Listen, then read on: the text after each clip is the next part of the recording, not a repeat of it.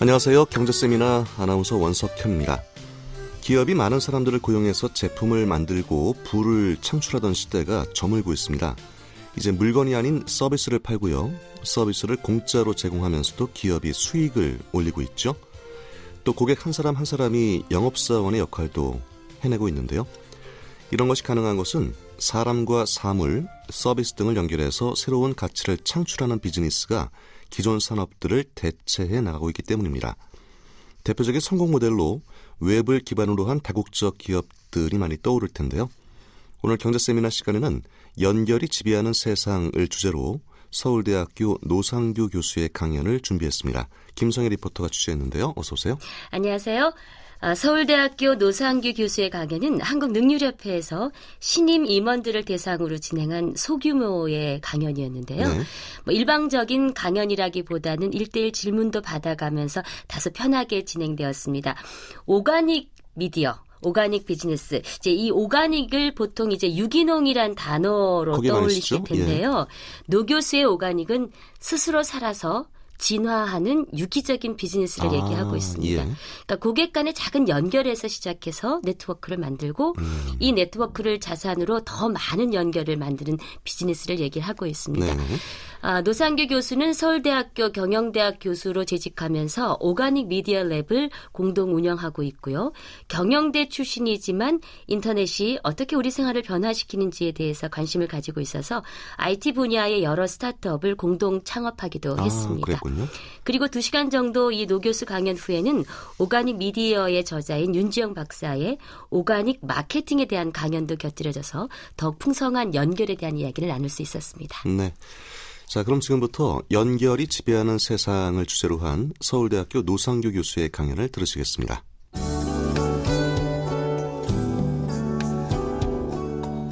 KBS 1라디오 경제세미나.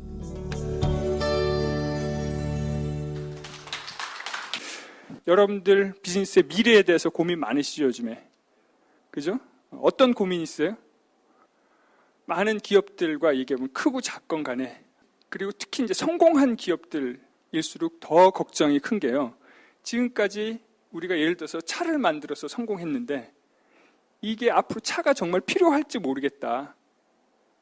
우리가 만드는 차가 필요한 건지 모르겠다. 이런 얘기들 하고, 그럼 도대체 우리가 어떻게 해야 되느냐, 어떻게 바뀌어야 되느냐, 차라는 게 어떻게 바뀔 것인지, 뭐 그런 거라든지, 출판사도 마찬가지고요. 출판사 종이책 자꾸 주는데 전자책 내면 되는 건지, 그렇게 질문하지만 사실 전자책 내가지고 그럼 전자책은 팔리냐, 그런 것도 아니거든요. 그래서 이런 미래에 대한 불확실성, 어떻게 살아남지, 이런 것들에 대한 걱정이 많다는 거죠. 그래서 출판사를 보시면은 종이책이 전자책으로 바꾸면 되는 거냐, 이렇게 이제 얘기를 하지만 사실은 전자책으로 바꾸는 것만으로는 살아남기 어려운 그런 세상이 왔고요. 그 다음에 은행, 이제 점포에 가는 경우는 거의 없고 거의 모바일 뱅킹 하죠. 근데 모바일 뱅킹 하면은 될 줄 알았더니 요즘에 뭐가 나와서 또 은행들을, 그죠?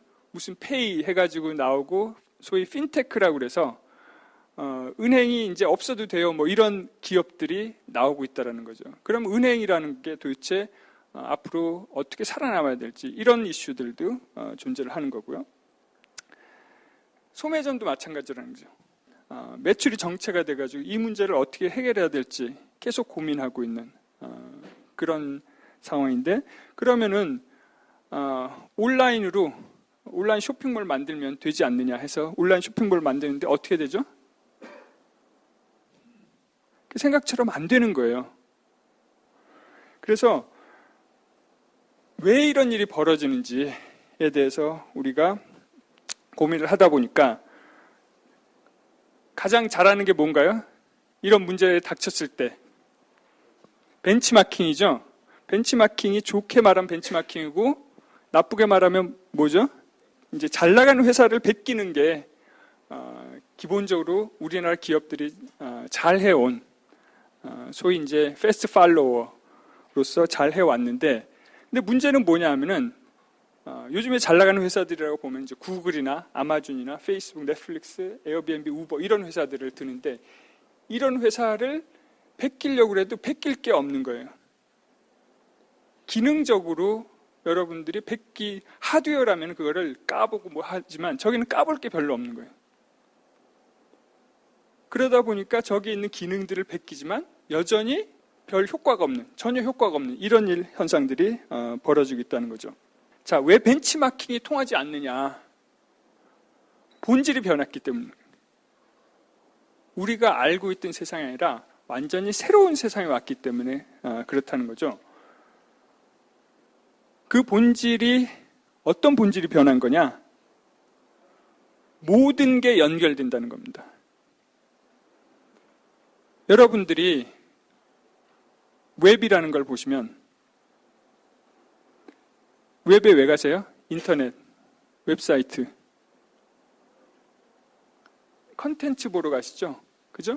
컨텐츠를 보러 가는데 온라인에 있으니까 찾기도 쉽고 이렇게 해서 가시는데, 그런데 웹이라는 거를 보면은 웹에는 컨텐츠만 있는 것이 아니라 그 컨텐츠와 컨텐츠를 연결시켜주는 연결고리가 있다는 거죠. 그걸 소위 이제 하이퍼링크라고 얘기를 하는데, 여러분들이 문서를 보시다가 뭐 뉴스 보다가 클릭을 하면은 다른 문서로 옮겨가지 않습니까? 그죠?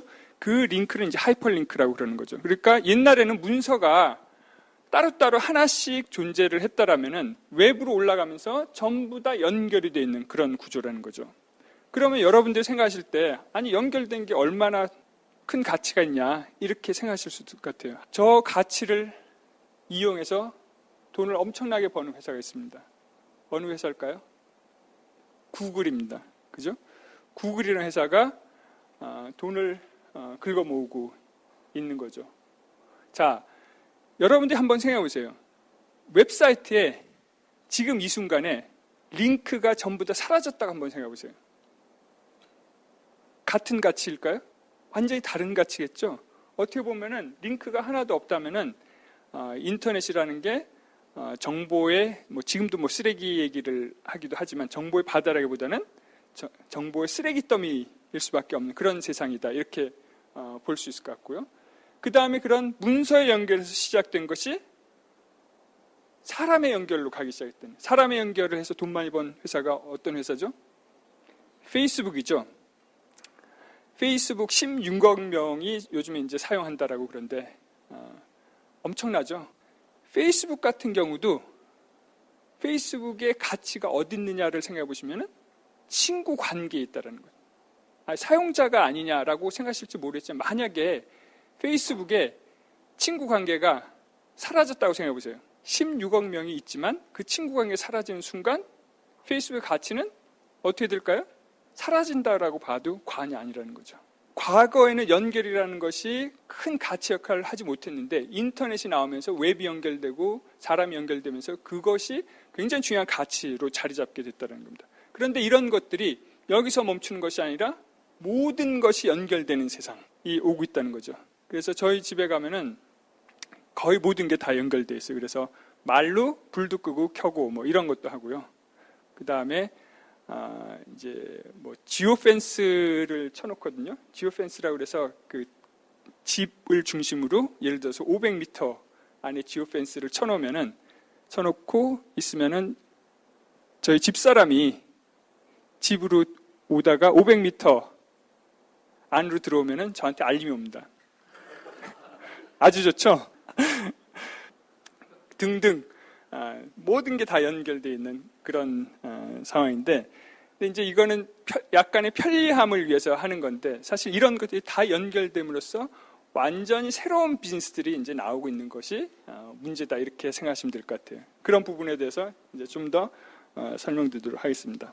이런 세상의 변화가 에 대해서 이해를 해야 되는데, 이 세상의 변화가 크게 두 가지 축으로 변하고 있다는 겁니다. 첫 번째 축은 뭐냐 하면은 물질에서 정보로 가치 중심이 이동하고 있다는 겁니다. 그래서 소프트웨어가 중요하다 이런 얘기들을 많이 하죠. 하드웨어보다 소프트웨어에 집중해야 된다, 이런 얘기를 많이들 합니다. 그래서 이 두 축에 대해서 이제 이해하는 게 이제 우선이기 때문에 제가 설명을 좀 드리도록 하겠는데, 어떤 사물을 보면은 물질 가치와 정보 가치가 있다는 거죠. 예를 들어서 책이다, 종이책이다. 그러면은 그 책의 물질 가치는 뭘까요? 책의 종이죠. 그죠? 그러면은 정보 가치는 그 내용이 되겠죠. 그죠? 그러면은 그런 사물 관점에서도 그렇게 물질 가치와 정보 가치가 있지만 활동 관점도 마찬가지라는 겁니다. 활동 관점에서 보면은 몸을 쓰는 물질 가치가 있는 거고 머리를 쓰는 정보 가치가 있다는 거죠. 그래서 뭐 책을 사는 거를 예를 든다면은 책을 사러 제가 서점으로 이동하는 거, 그러니까 물리적인 활동인 거고 그 물리적인 활동을 줄여줄 수 있다면 그게 물질 가치를 주는 것이죠. 그리고 제가 책을 사기 위해서 무슨 책을 살지, 어디서 살지 이런 것들을 고민하는 거는 정보적인 활동인 거고 이 정보적인 활동을 줄여줄 수 있다면 정보 가치를 제공한다는 거죠. 내가 책을 그냥 생각지도 않아도 그냥 딱딱 내가 원하는 걸 사주게 하면 살 수 있게 하면은 그거는 굉장히 큰 정보 가치를 주고 있다는 거죠. 그래서 그런 것들이 활동 관점에서 물질 가치, 정보 가치를 나눠본 것이고요. 세 번째는 마켓 관점에서 시장이라고 하죠. 시장은 어떤 거래가 일어나는 인프라스트럭처 정도로 생각을 하시면 될 것 같은데 그렇게 본다면 시장도 물질적인 가치가 있고 정보적인 가치가 있다. 물질적인 가치는 예를 들어서 사고 파는 사람들이 한 군데 모이기 위한 그런 장소, 그래서 서점 같은 경우가 물질적인 공간인 거죠. 책의 진열대 이런 것들이 물질적인 그런 자원이고 가치가 된다 이렇게 보시면 될 것 같아요. 그거에 비해서 정보 가치는 어떤 게 있죠? 시장의 정보 가치. 물건을 사려면 어떤 정보가 필요하세요? 가격이 일단 필요하겠죠. 그죠? 내용, 서평 이런 것도 있을 거고요. 또 물리적인 서점에 가면은 베스트셀러, 스테디셀러 이런 것들을 보면은 내가 이 책은 많이 팔린 책이구나 가서 한번 좀 봐야 되겠다. 스테디셀러구나 가서 봐야 되겠다. 이런 정보를 준다는 거죠. 그런 것들이 정보 가치다 이렇게 보시면 될 것 같아요. 그래서 이제 보시면은 세상이 물질 중심, 하드웨어 중심의 세상에서 소프트웨어 중심 회사로 세상으로 이제 옮겨왔다라는 거죠. 예를 들어서 PC 시장에서 누가 돈 다 벌죠? 소프트웨어 만드는 마이크로소프트가 돈 다 벌고 PC 만드는 회사들은 겨우 먹고 사는 정도 이런 상황이 돼 있다는 거죠. 가치의 중심축이 물질에서 소프트웨어로 넘어가 있다. 이런 것들이 있고요. 두 번째는 뭐냐면은 가치의 중심이 노드에서 링크로 왔다라는 겁니다. 이 문서 외부로 본다면 문서가 노드이고요. 하이퍼링크가 링크라고 생각하시면 돼요. 소셜 네트워크면 사람이 노드, 친구 관계가 링크 이렇게 생각하시면 됩니다. 그런데 예를 들어서 여러분들이 웹사이트 한번 생각해 보세요. 링크를 한 번도 안 눌러보신 분 없으시죠? 그죠? 웹의 컨텐츠, 내용도 중요하지만 이 링크도 굉장히 중요하다는 겁니다. 왜? 그 링크 타고 돌아다니면서 여러분들이 원하는 정보를 계속 따라다닐 수 있다는 거죠. 그러다 보니까 뭐 한 번 시작하면은 10분만 봐야지 그러다가 어떻게 되죠? 1시간 동안 보고 있고 내가 왜 여기 와 있는지 모르는 이런 일들이 벌어진다는 거죠. 그래서 링크 가치라는 게 사물에 존재하고 그 다음에 활동 관점에서 보면 똑같이 노드 가치를 만드는 활동과 링크 가치를 만드는 활동이 있다는 거죠. 예를 들어서 책을 쓰는 거, 열심히 이제 글을 쓰는 거는 노드 가치겠죠. 그런데 참조하기, 레퍼런스를 다는 거라든지 웹사이트의 페이지에 링크를 다는 거라든지 이런 것들은 링크 가치가 되겠죠. 자, 그러면 저희는 사실은 근데 제가 이제 블로그를 쓴다고 그랬잖아요. 블로그 포스트가 거의 뭐 한 2,000자 정도 되는 그러니까 굉장히 긴 글이에요. 인터넷상의 글 중에는 굉장히 긴 글인데 저희가 그걸 쓰는데도 상당한 시간이 걸리지만 그 글을 다 써놓고 링크를 거는데 적게는 하루, 많게는 일주일이 걸려요. 풀로. 왜 그런 일을 하고 있을까요? 그 링크를 달므로써 이 컨텐츠의 가치를 높일 수 있기 때문에 그런 겁니다. 그리고 이게 하나하나가 중요한 게 아니라 연결돼서 나중에 말씀드린 네트워크가 되는 것이 굉장히 중요하다는 거죠. 그래서 저희가 링크를 다는 이유는 어떤 숫자가 나오면 그거에 대해서 이제 어디서 이 숫자가 나온 거예요 알려주기도 하고, 그다음 궁금한 거는 이쪽에 가서 더 자세하게 알아보세요. 또는 어떤 글에서 저희가 인스파이어를 받았으면은 이 글에 인스파이어를 받았다고 크레딧을 주기도 하고, 이런 의미로서 링크를 단다는 거죠. 그런데 링크를 다는데 엉터리 달면 안 되기 때문에 그 링크 단 글을 처음부터 확인한다는 거죠. 확인하고 옛날에 읽었던 거는 다시 가서 다시 한번 읽어보는 거예요. 그래서 우리 링크가 제대로 되어 있는지 이런 것들을 다 확인한다는 거죠. 그래서 그런 참조하기라는 것이 링크 가치를 만드는 활동이다, 이렇게 보시면 될 것 같아요. 자, 마지막으로 시장 관점에서 보면은 어떤 기능, 구매하기, 팔기 이런 것들이 노드 관점이라면은 링크 관점에서 보면은 연결하는 것입니다. 물건을 파는 게 아니라 구매자와 판매자를 연결해 주는 거. 이 물건을 산 사람이 꼭 필요할 것 같은 거를 연결해 주는 거. 이런 것들이 이제 링크 가치인데, 요거는 이제 좀 이따가 더 자세하게 이제 뒤에 설명이 되면서 조금 더 이해하기가 쉬우실 것 같아요. 그래서 일단은 노드 가치를 기능 관점과 링크 가치는 연결하기 관점, 이렇게 생각하시면 될 것 같습니다. 자, 그런데 세상이 아까도 말씀드렸듯이 노드 가치 중심에서 링크 가치 중심으로 넘어가고 있다라고 말씀드렸는데, 우리가 모든 사물을 볼 때는 노드 관점에서 봐요. 왜 그럴까요? 보이기 때문에 그렇죠. 노드는 보이지만 관계는 보이지가 않아요. 그동안에 예를 들어서 친구 관계라고 하면은 여러분들이 친구랑 계약하셨어요? 도장 찍었나요? 그렇지 않죠. 근데 페이스북은 어떠세요? 페이스북은 여러분들이 도장 찍은 거나 마찬가지예요. 서로 계약 관계거든요. 누군가가 친구 신청하면 그 사람이 오케이를 했기 때문에 친구 관계가 된다는 거죠. 그렇게 계약 관계이기도 하지만 이게 보이기 시작한다는 거죠. 기록이 남고 보이기 시작한다는 거예요. 그렇기 때문에 이거를 기반으로 가치를 만들어낼 수 있다는 겁니다. 그런데 우리는 항상 노드 관점에서, 기능 관점에서 모든 가치를 만드는 거에 접근을 했다는 거죠. 그래서 인터넷 오브 띵스도 뭘로 관점에서 보냐면은 thing의 관점에서 보는 거예요.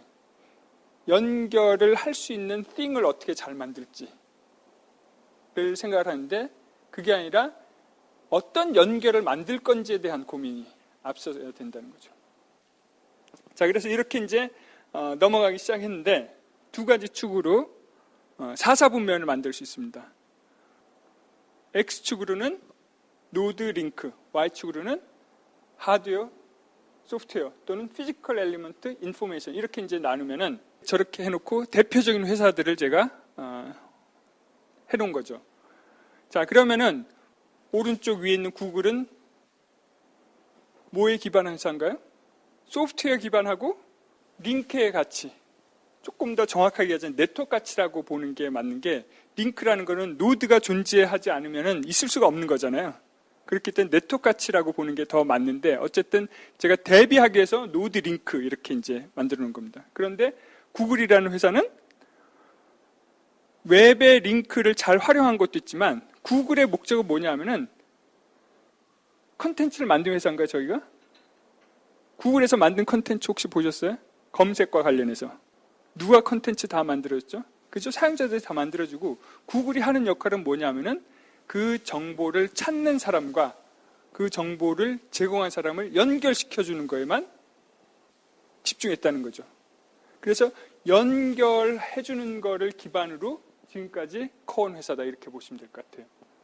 그래서 소프트웨어 기반, 링크 기반의 회사가 구글이다, 이렇게 보시면 될 것 같고, 그러면 왜 마이크로소프트 같은 회사가 소프트웨어 기반인데 일로 못 갈까요? 지금 마이크로소프트가 굉장히 어렵다고 그러거든요. 지금 현재 돈은 잘 벌고 있지만 이게 정체가 되고 조금씩 이제 주는 그런 상황이기 때문에 매출이. 왜 그럴까요? 기능 중심. 기능은 베껴도 네트워크를 베끼기가 어렵다라는 거죠. 여러분들이 구글 검색 엔진 보면은 기능적으로 뭐가 있나요? 기능적으로는 아무것도 없죠. 검색하는 창 하나, 그 다음에 엔터 치면은 검색 결과 리스트, 이거밖에 없는 거거든요. 기능적으로는 아무것도 없다는. 그렇지만 그 안에 있는 네트워크를 마이크로소프트도 쉽게 베낄 수가 없기 때문에 그렇다는 거죠.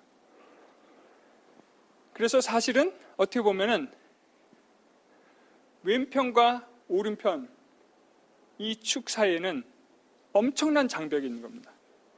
그래서 왼쪽을 저희가 이제 이쪽 세상, 오른쪽을 저쪽 세상 이렇게 얘기하기도 합니다. 예. 이제 밑으로 내려와죠. 오른쪽 아래를 보시면은 제가 우버를 올렸는데 우버가 어떤 회사죠? 카쉐어링이라고 보다는 서비스 관점에서 보면은 그냥 콜택시입니다. 콜택시인데 탈 때 어떻게 부르죠? 앱으로 부르고 그 다음에 내가 어디 가겠다는 것도 앱에다가 이제 저장해 놓으면 되는 거고 앱에 이제 기록해 놓으면 되는 거고 그러면은 내릴 때 그냥 내리면 돼요. 돈 낼 필요도 없고 아무것도 할 필요 없다는 거죠. 그래서 어떻게 보면은 우버라는 회사는 택시라는 자동차를 한 대도 안 가지고 택시 서비스를 하는 그런 회사다. 이렇게 보시면 될 것 같고 그러니까 어떻게 보면은 차를 가지고 라이드를 줄 수 있는 그런 사람들과 이동이 필요한 사람을 연결시켜주는 서비스다 이렇게 보시면 될 것 같아요. 그렇게 해서 우버가 시장가치 60조 얘기가 나오는 그런 회사다 이렇게 보시면 될 것 같아요. 여러분들 잘 이해하셨는지 확인하기 위해서 애플은 어디 있을까요? 어떻게 보면은 둘 다 걸쳐 있는 거죠. 소프트웨어가 중심이긴 하지만 여전히 하드웨어도 굉장히 강한 그런 회사라는 거죠. 그런데 얘가 약간 오른쪽으로 가 있는 거는 앱스토어나 이런 걸 통해서 약간의 네트워크 기반의 그런 이제 가치를 만들고 있기 때문에 그러는데 본질적으로 보면 여전히 애플도 왼쪽에 위치한 노드 중심의 회사다 이렇게 보시면 될 것 같아요. 페이스북은요? 페이스북은 어떤 회사랑 같이 있죠? 당연히 구글과 같이 있겠죠? 아마존은 아마존 커머스만 이렇게 생각하시면은 아마존도 같이 있다는 겁니다. 그러면 샤오미는 어디 있을까요?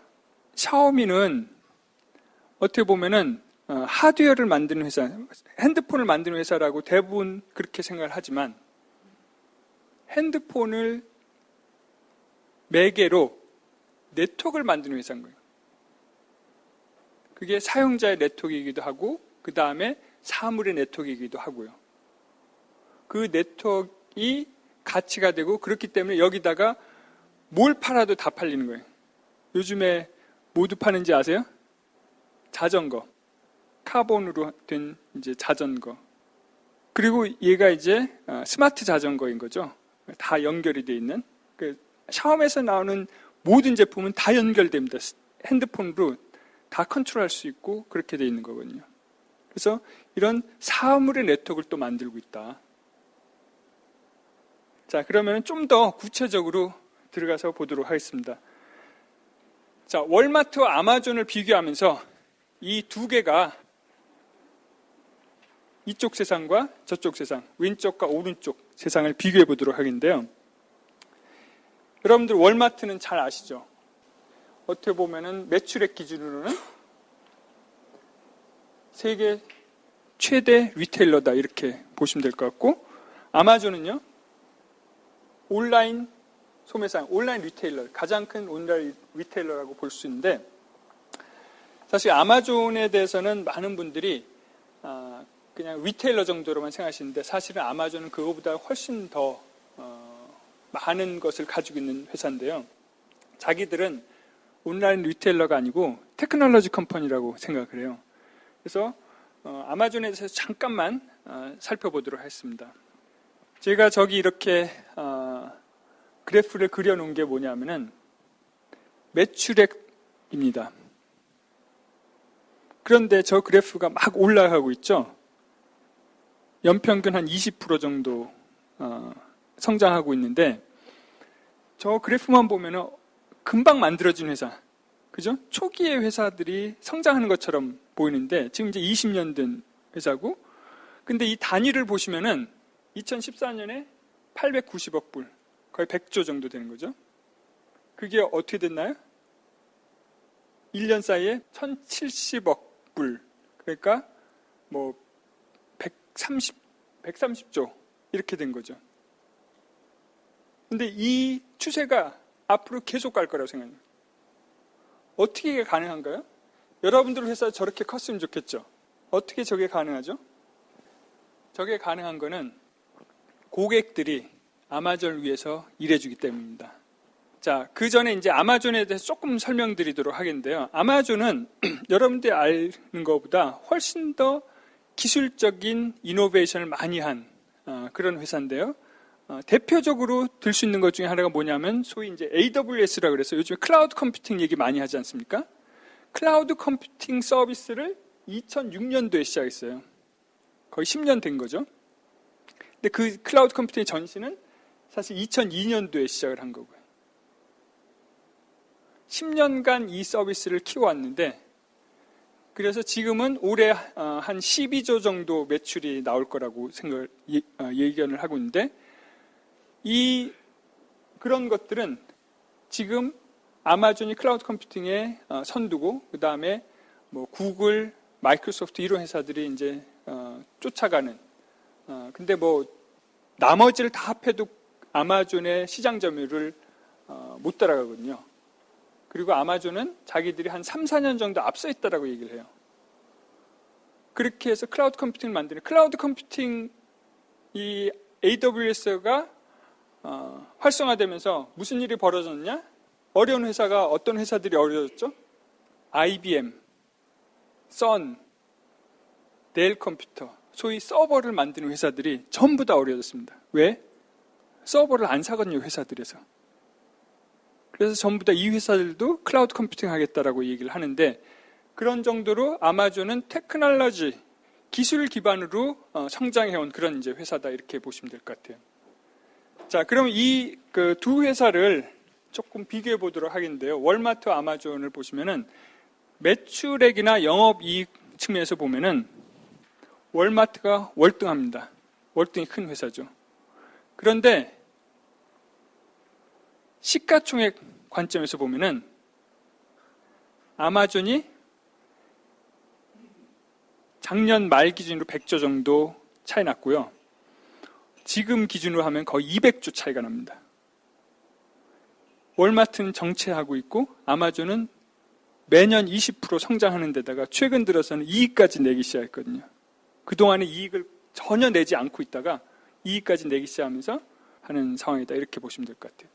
근데 왜 그런지를 보시면은 이 밑에 숫자를 보시면은 이해를 하실 수 있을 것 같아요. 월마트는 거래 품목수가 한 15만에서 20만 정도 얘기를 합니다. 그런데 그거를 하기 위해서 종업원이 220만 명, 매장이 11,000개, 미국 내 배송센터 수가 158개라는 거예요. 근데 아마존은 보시면은 거래 품목수가 아마존 프라임이라고 그래서 무료 배송 서비스가 있습니다. 무료 배송 서비스에 해당하는 제품만 2천만 종류가 나옵니다. 그래요. 종업원은 근데 15만 명밖에 안 돼요. 매장은 하나도 없어요.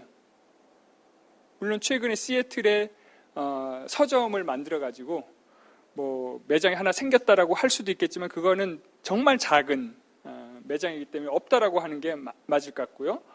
배송센터 미국 내 73개라는 거죠. 구조적으로 완전히 다르죠. 그럼 어떻게 저게 가능하냐? 아까 누가 일을 해준다고 그랬죠? 여기는 나와 있지 않은 숫자가 뭐냐면은 셀러들이 200만 셀러 정도가 있고요. 그러니까 우리나라 얘기하면은 오픈마켓에서 판매자들 200만 정도 있고 구매자가 한 2억 명 정도 있고요.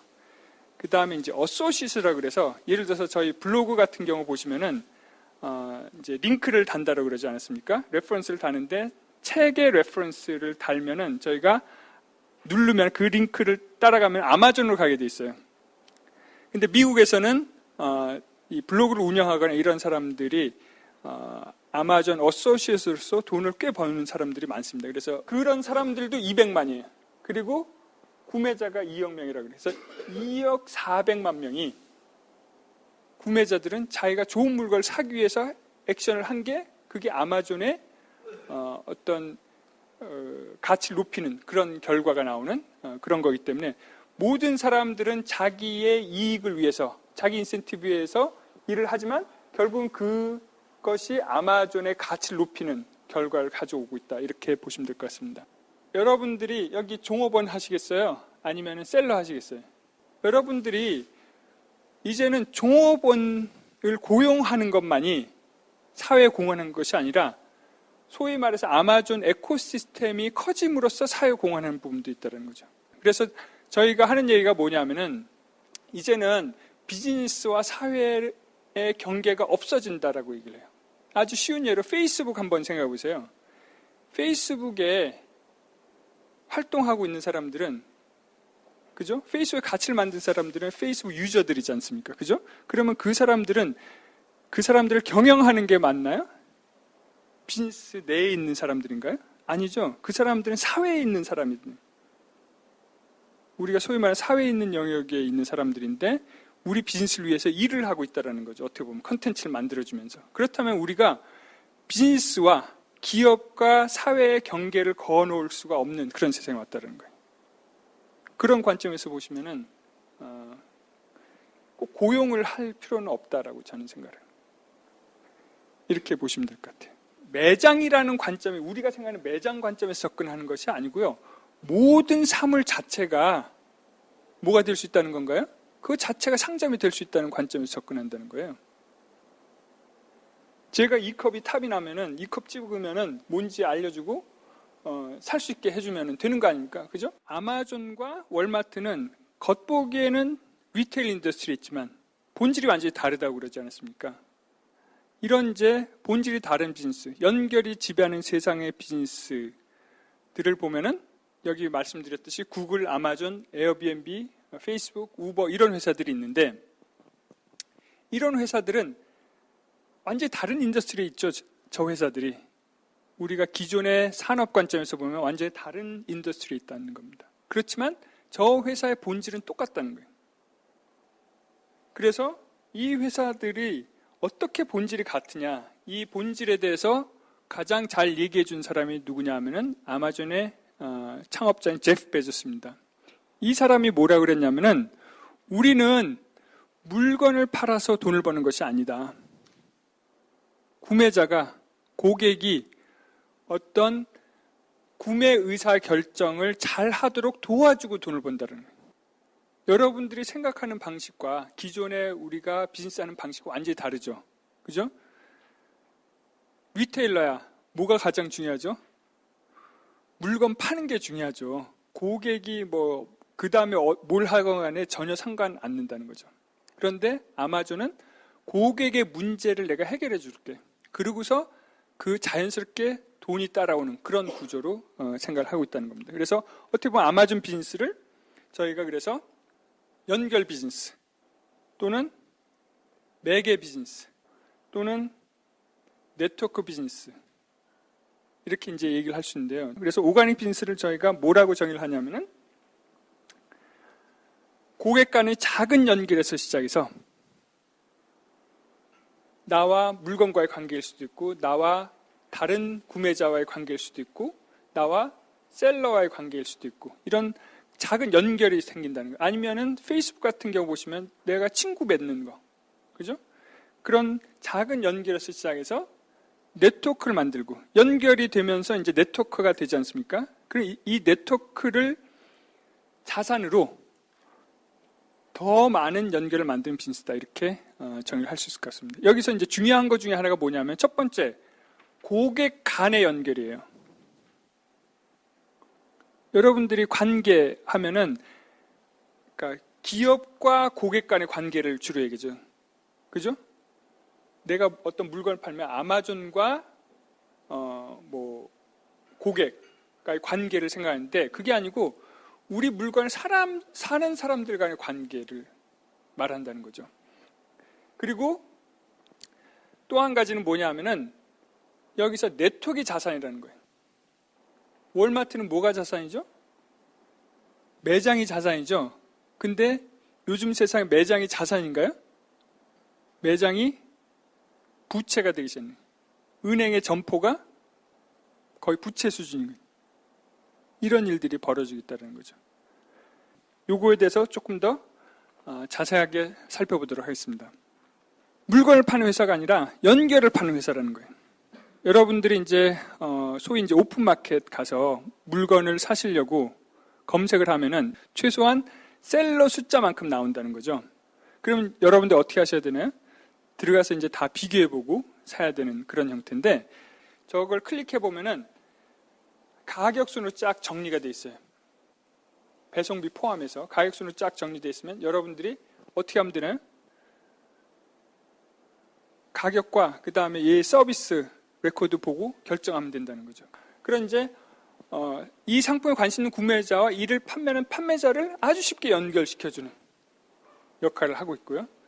또 보면은 이 책과 관련 있는 책들, 그걸 어떻게 보여주냐면 이 상품을 산 사람이 산 상품 또는 이 책을 산 사람이 산 책을 보여준다는 거죠. 그렇게 함으로써 이 책이 어떤 컨텍스트인지, 그 다음에 이 책을 산 사람이 어떤 책을 또 샀는지를 통해서 이 물건과 연결된 물건이 뭔지를 알려준다는 거죠. 물건을 파는 회사가 아니라 연결을 파는 회사다라는 거예요. 그리고 이 연결을 파는데 이 연결을 누가 만들어주는 거냐면은 판매자와 구매자와 아까 말씀드렸던 어소시에이트들이 만들어준다는 거죠. 그러다 보니까 저희가 이제 유기적이라는 얘기를 하는 겁니다. 셀러들 제 마음대로 시킬 수 있나요? 고객들 제 마음대로 시킬 수 있나요? 아니죠. 셀러들은 자기 마음대로 하는 거거든요. 자기의 인터레스트에서 움직인다는 거죠. 여러분들이 직원도 마음대로 안 되는데, 그죠? 회사 밖에 있는 전혀 관계없는 사람들, 어떻게 보면 이제 외부죠. 이제는 안과 밖에 없다라고 얘기할 수도 있겠지만 어쨌든 저 사람들이 움직임으로써 저 네트워크가 커진다는 거죠. 그렇기 때문에 유기적이라고 얘기를 하는 거예요. 내가 더 이상 컨트롤할 수 없는 그런 네트워크이다. 그러면 저 네트워크가 잘 크도록 도와주는 게 비즈니스 역할이 된다. 이렇게 보시면 될 것 같고, 그런데 이 잘 크도록 도와주는 역할을 할 수 있는 게 왜 그러냐면 이 자산이 아까 쌓인 것들이 네트워크가 자산이기 때문이라는 거예요. 판매자, 구매자들이 여러 가지 액션들을 하고 그게 기록이 남지 않습니까? 그걸 기록으로 더 잘 연결해 줄 수 있다는 거죠. 이 물건을 산 사람이 산 물건들 보면은 너무나 저에게 도움이 되는 거를 추천한다고 그랬는데, 그러면 기능 관점에서 보면은 추천 기능 넣으면 되는 거 아니야? 이렇게 생각하지만, 그죠? 추천 기능은 우리가 베낄 수 있을지 모르겠지만 저 자산인 네트워크를 베낄 수 있나요? 하루아침에 절대 못 베낀다는 거예요. 이런 비즈니스들이 그동안에는 온라인 상에만 머물렀어요. 근데 어디로 나오느냐? 그냥 세상이 모든 물건이 매장이 되게 하는 그런 역할을 하면서 네트워크를 온라인에서 머물게 하는 것이 아니라 오프라인까지 확장시키는 그런 역할을 하고 있다, 이렇게 보시면 될 것 같습니다. 그래서 저희가 네트워크가 세상을 먹어치우고 있다라고 얘기를 하는 거죠. 가치의 중심이 소프트웨어, 컨텐츠, 디바이스 있는 것이 아니라 네트워크에 있고 온라인에만 머무는 것이 아니라 오프라인까지 가는, 그렇기 때문에 네트워크의 세상을 먹어치운다, 이렇게 얘기를 하는 겁니다. 제가 이제 이런 얘기를 하면은 아니 구글이나 아마존, 페이스북처럼 그렇게 큰 회사만 저런 게 적용되는 거 아니냐, 이런 질문을 가장 많이 받아요. 조그만 회사는 어떻게, 이렇게 이제 생각을 하는데, 그래서 이제 저희가 하는 게 뭐냐면은 서울대와 오가닉 미디어 랩을 비교하는 그런 시간을 갖습니다. 서울대는 교수만 몇천 명이 되는 그런 조직인 거고요. 오가닉 미디어 랩은 정말 요만한 곳인데요. 두 조직을 비교를 하면은 처음에 시작이 뭐였냐면요, 블로그 포스트 하나였어요. 조직도 없어요. 블로그 포스트 하나, 그 다음 블로그 포스트 다음 거 계속 나오면서 독자가 생기고 그 독자들이 연결되고 그 연결에 기반해서 가치를 만들어가는, 이제 네트워크를 만들어가는데, 보통 이제 저희가 책을 만들어서 판다 그러면 이런 거를 생각하잖아요. 그죠? 내가 책을 만들었으니까 저 사람들한테, 독자들한테 책을 팔아야지, 이렇게 생각을 하는데, 그게 아니고 저희가 얘기하는 네트워크는 이런 얘기를 하는 거예요. 블로그 포스트에서 시작하고 그거를 읽은 사람들이 공유해주고 좋아해주고 이런 것들이 네트워크가 되고, 이런 독자들이 책을 사고 책에 대해서 리뷰를 남겨주고, 이 네트워크 자체를 키우는 거에 목적을 줬다는 거죠. 책을 파는 것이 아니고. 그런데 자연스럽게 또 책도 팔리는 거예요. 왜 그게 가능했죠? 블로그 포스트를 통해서 네트워크가 이미 형성되어 있었다는 겁니다. 그러면 이 사람들이 블로그 포스트 다 봤으니까 책을 안 사느냐? 그 사람들이 제일 먼저 책을 산다는 거예요. 그리고 리뷰 남겨주고 친구한테 추천해주고 이렇게 한다는 거죠. 그래서 저희는 책도 완전히 다른 관점에서 접근을 했다는 거죠. 네트워크 관점에서 접근했다는 거예요. 그래서 오가닉 비즈니스 네트워크라는 거는 여러분들과 같은 뭐 강의를 듣는 분들도 있고, 저희 페이스북 친구도 있고, 독자들도 있고, 이런 사람들인데, 이 사람들이 어떻게 연결되냐 하면은 블로그 포스트와 책과 강의와 그다음에 여러 가지 뭐 저희가 하는 이제 비즈니스 스쿨을 통해서 다 연결이 되는 거고요. 이 네트워크는 어떻게 된다고요? 저희는 연결할 거리만 제공하는 거지 나머지는 다 독자들이 해준다는 거죠. 여러분들 같은 분들은 여기서 오늘 강의를 듣고 정말 감명이 깊었다든지, 아니면 이거는 정말 깊이 생각해야 돼, 그런 분들은 이제 책을 사시는 거고, 또는 뭐 친구한테 추천하실 수도 있는 거, 이렇게 된다는 거죠. 그러면서 네트워크가 확장되는 거다, 이렇게 보시면 될 것 같아요. 저희는 책을 파는 게 중요한 게 아니고 그 책을 산 사람이 그걸 가지고 뭘 하느냐가 훨씬 더 중요하게 생각하는 거예요. 강의를 듣는 게 중요한 게 아니고 듣고 나서 그 다음에 뭘 하느냐가 훨씬 더 중요하다는 거죠.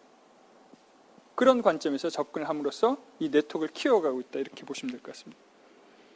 자, 그래서 저희가 말씀드리는 건 뭐냐면은 모든 비즈니스가 오가닉 비즈니스 관점에서 접근할 수 있다는 거예요. 여러분들 생각하면은 책을 만드는 거, 출판사라고 하면 오가닉 비즈니스가 아니지 않느냐? 이렇게 생각할 수 있잖아요. 그죠? 그렇지만 모든 비즈니스가 그게 가능하다라는 거죠. 다만 관점을 바꾸기만 하면 되는 거예요. 그래서 모든 비즈니스를 오가닉 비즈니스 본다는 건 뭐냐면은 여러분들의 제품이 네트워크라고 생각해야 되는 거예요. 책이라는 제품 하나하나를 보는 것이 아니라 이 제품 또는 컨텐츠를 매개로 만들어진 네트워크, 이게 여러분들이 만드는 거고, 이게 여러분들이 만들어내는 가치라고 생각해야 된다는 거죠. 그렇게 관점을 바꾸고 나면은 여러 가지 이제 문제들이 해결되는데요. 문제가 해결된다라고도 할 수 있고, 여러 가지 새로운 문제가 생기는 거죠. 첫 번째는 여러분들의 제품이나 서비스가 네트워크라고 생각하는 순간 이 서비스는 네트워크 효과를 가지게 돼요. 네트워크 효과라는 거는 뭐냐면은 뭐죠? 제품을 사용하는 사람이 많으면 많을수록 가치가 높아지는 그런 거라는 거죠. 두 번째는 연결의 관점에서 보면은 연결이라는 건 소프트웨어 기반일 수밖에 없어요. 이게 어떤 일이 벌어지냐면은 비용 구조가 완전히 바뀌는 거예요. 소프트웨어 기반으로 되면은 마지널 코스트, 변동비라고 그러죠. 변동비가 0이 되는 거예요. 그러면 변동비가 0이 되면은 뭐가 가능해지냐면은 공짜로 제품을 뿌릴 수 있는 가능성이 생깁니다. 여러분들 구글 쓰시면서 돈 내세요? 아니죠. 페이스북 돈 내세요? 안 내시잖아요. 마지널 코스트가 들지 않기 때문에, 변동비가 0이기 때문에 여러분들한테 광고로 무료로 드리고 여러분들은 선물이라고 좋아하고 이렇게 되는 일이 벌어진다는 거죠. 그래서 이런 오가닉 비즈니스로 감으로써 우리가 많은 것들이 무료화되는 현상들이 벌어진다는 거예요. 이거를 여러분들이 잘 이해해야 되는 거고요. 세 번째는 네트워크 관점에서 보면은 여러분들이 네트워크를 만드는 게 누가 만든다고 그랬죠? 고객이 만드는 거잖아요. 그죠? 고객이 만드니까 스케일을 내가 기존에 생각했던 것보다 훨씬 더 키울 수가 있다는 거예요. 한 회사에서 몇 천만 종류의 제품을 판다는 거 과거엔 상상할 수 있었나요? 없었거든요. 그죠?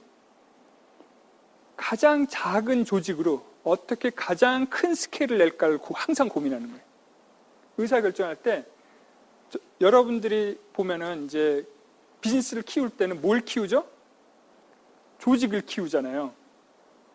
그죠? 과거의 관점에서 보면은 비즈니스를 키울 때 비즈니스가 커지려면 조직이 커져야 된다고 생각한다는 거죠. 더 이상 그렇지 않다는 겁니다. 고객들이 나를 위해서 일을 한다면 내 조직을 키우지 않고도 비즈니스의 스케일은 키울 수 있다는 거죠. 그래서 저희는 그런 것들을 이제 계속 테스트를 하면서 실험적으로 의사결정을 하고 있다는 거죠.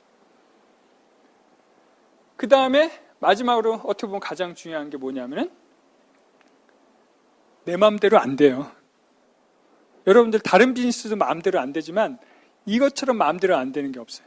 그렇지만 그거를 이제 내가 원하는 방향으로 끌어가기 위해서는 인센티브 구조라든지 여러 가지를 계속해서 이 사람들이 우리를 위해서 할 수 있도록 도와줄 수 있도록 그런 구조를 계속 만들어가는 그런 것들이 이제 필요하다 이렇게 보시면 될 것 같습니다. 그러다 보니까 돈 버는 방식이 틀린데요. 또는 뭐 가치를 만드는 방식이 틀린데 옛날에는 10,000원짜리 10,000개 팔아서 1억을 버는 거였다면은 1원짜리 1억 개 팔아서 1억을 버는 그런 구조로 가고 있다는 거죠.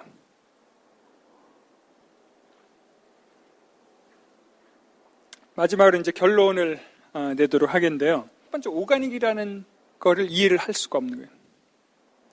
내 마음대로 해야 되는데 누가 마음대로 하죠? 고객이 마음대로 하는 거예요. 우리 고객을 막 컨트롤하고 싶은데 고객은 컨트롤이 안 되는 거거든요. 근데 고객이 파워가 엄청나게 커졌고 고객이 내 네트워크를 키워준다는 사실을 자꾸 망각하고 고객을 컨트롤하려고 그러면은 제대로 될 수가 없다는 거죠. 네트워크 효과가 있다는 건 사용자 수가 많아질수록 가치가 높아진다는 거는 맞는데 문제는 뭐냐면 이 가치가 생기기까지 엄청나게 오랫동안 0에서 머문다는 거예요. 그렇기 때문에 보통 이런 것들이 제대로 되려면 뭐 3년, 5년, 아마존 같은 게 AWS 10년 봤잖아요. 10년 동안 기다린 거예요. 근데 우리나라나 뭐 많은 기업들이 보면은 몇 년 단위로 계획 세우죠? 1년 단위로 하고 좀 해보다가 안 되면 접어 이렇게 되는 거거든요. 근데 계속 이 네트워크가 형성될 때까지 그거를 기다려야 되는데 그걸 기다리지 못하는 그런 부분들이 또 존재를 하고요. 세 번째는 공짜에 기반해서 돈을 번다는 게 도저히 감이 안 잡히는 거예요. 공짜로 줘본 적이 없잖아요. 물건 돈을 받고 팔아야 되는데 뭘 공짜로 주지? 이런 고민들이 생길 수밖에 없다는 거죠. 자, 그래서 어떻게 해야 되느냐? 여러분들이 기본적으로 많은 회사들이 이제 플랫폼을 만들겠다라고 생각하는데 플랫폼 관점에서 보면은 모든 것들이 기능이고 기능 관점에서 보인다는 거죠. 구매 기능, 판매 기능, 리뷰 기능, 추천 기능. 아마존은 플랫폼 관점에서 그렇게 보입니다. 근데 네트워크 관점에서는 뭐가 보이는 건가요? 연결이 보인다는 거죠. 기능은 이 연결을 만들기 위한 매개체일 뿐이라는 거예요. 왜 그게 중요하냐면은 여러분들이 생각해 보시면 소프트웨어 기능 복사가 가능하지만 네트워크는 복사가 불가능하다는 거예요. 그래서 많은 기업들이 플랫폼 관점에서 이거 베끼면은 네트워크가 절로 생길 거라고 생각하는데 절대로 네트워크 저절로 생기는 게 아니라는 거죠. 제가 말씀드렸듯이 고객 간의 작은 연결에서 시작한다고 그랬어요. 한 개 한 개가 모여다 보면은 이게 선순환 구조를 만들고 선순환 구조가 만들어지면 갑자기 이제 성장하는 그런 것들이 된다는 거죠. 그래서 플랫폼 관점이 아니라 네트워크 관점에서 여러분들이 항상 생각하셔야 된다는 거고요. 두 번째는 아마존의 제프 베조스한테 어떻게 당신은 이렇게 성공했습니까? 물어봤더니 첫 번째가 고객을 우선으로 삼아라. 정말 아마존은 고객이 우선인 회사입니다. 두 번째는 인벤트. 고객을 위해서 새로운 혁신을 하고, 세 번째가 가장 중요한데 가장 어려운 것 중에 하나죠. Be patient. 물론 뭐 아예 안 될 건데 그걸 계속 페이션트하고 있을 수는 없겠지만, 그래도 그래서 이제 이런 것들 가능성을 계속 보면서 가야 되는데, 그런 이제 기존에 우리가 하는 방식으로는 비페이션트 할 수가 없다는 거죠. 그렇지만 비페이션트가 굉장히 중요한 성공 요소 중에 하나가 되고 있다, 이렇게 보시면 될 것 같고, 마지막으로 돈을 벌려면 뭔가 공짜로 줘야 된다. 이제 더 이상 사람들이 돈부터 내지를 않는다는 거예요. 다 맛볼 거 보고 그 다음에 의사결정을 하지, 무작정 돈부터 덜컥 내지 않는다는 거죠.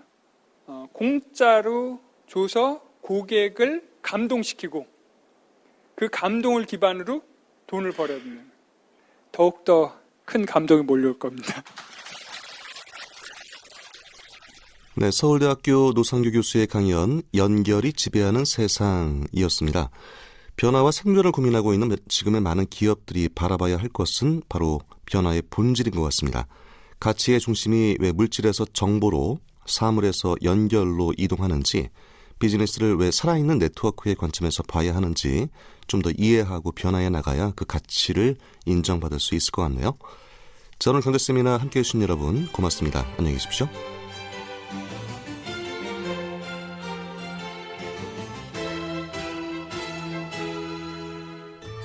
KBS 일라디오 경제세미나. 이 프로그램은 매주 토요일 오전 11시 5분에 방송되고 일요일 아침 6시 5분에 재방송됩니다.